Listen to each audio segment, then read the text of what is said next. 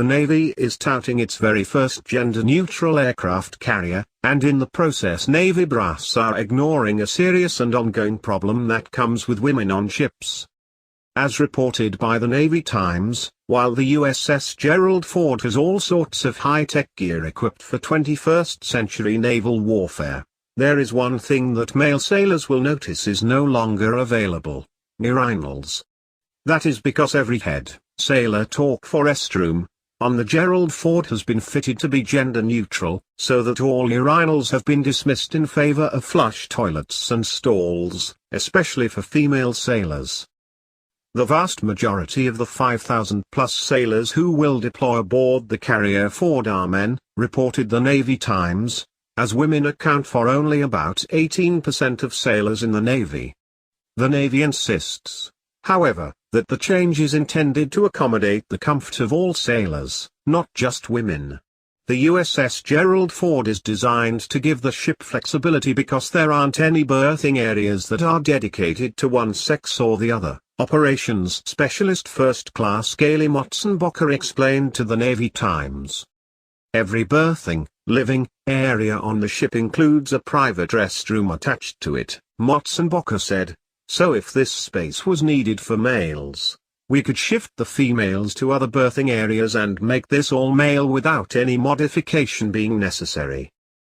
But bathroom professionals say their e-fitting doesn't quite make sense, pointing out that bathrooms without urinals on a ship mean less sanitary facilities.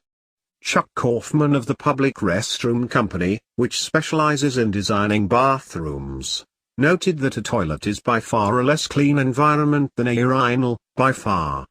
Attempting to explain the problem in as delicate terms as possible, Kaufman noted that men typically don't sit down to urinate, and a urinal provides an easier target to hit than a toilet bowl in a confined water closet. A urinal is a target, he said, noting that when men are required to relieve themselves in a water closet, the results over time are a messy floor and unsavory stench. But it appears that the Navy is ignoring a far bigger problem than stinky bathrooms on ships. In March of this year, the Daily Caller reported that, according to data it obtained through the Freedom of Information Act, 16 of 100 female Navy personnel are reassigned from ships to shore duty because they are pregnant.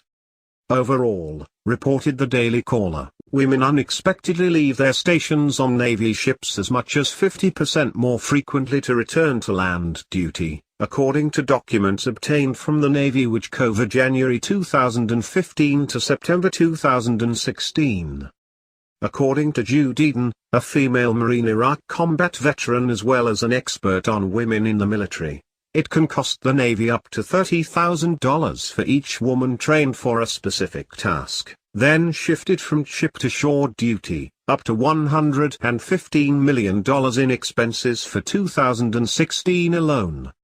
Elaine Donnelly, president of the Center for Military Readiness, said that a pregnancy takes a female sailor out of action for about 2 years. And there's no replacement. So everybody else has to work all that harder.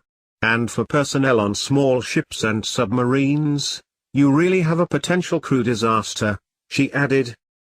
The Daily Caller noted that in January 2015, 3,335 women were pregnant aboard military vessels, representing about 14% of the 23,735 women then serving such duty, according to the data. But by August 2016 that number reached nearly 16%, an all-time high. The Navy reported 3,840 of the 24,259 women sailors who were aboard Navy ships were pregnant. One secret that the Navy appears not to want publicized is that female Navy personnel may intentionally get pregnant just to avoid being deployed. There do seem to be coincidences, Donnelly said. There is a lot of anecdotal evidence. She added that this information is considered so sensitive. You just don't talk about it. And you don't ask. It's just something that everybody knows occurs. Even though the problem is well known, it did not stop the Navy under the Obama administration from increasing the quota of women in the Navy. In May 2015, Admiral Michelle Howard announced that there would be an effort to raise the quota of women on ships to an astounding 25%.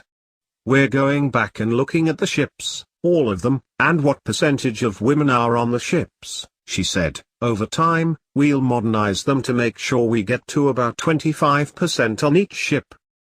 In September 2015, then Navy Secretary Ray Mabus pushed the policy, stating that the Navy SEALs and all other combat jobs in the Navy should be open to women, with no exemptions as part of the Pentagon's new gender-neutral employment policy, reported the Daily Caller.